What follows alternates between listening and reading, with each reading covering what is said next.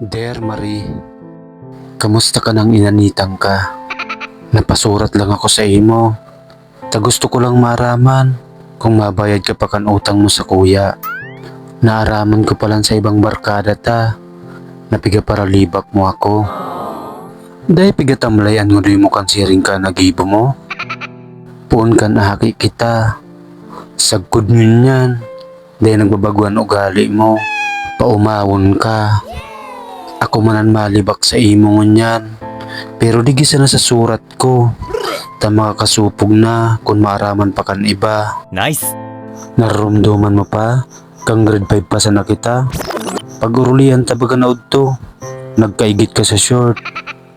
Ako baga sa pinabalunas ni ma'am. Grabe sugulo-gulo ko sa imo kan mga oras na ito. Pero pinabayaan ta ka na sana. Tanamangog ka na.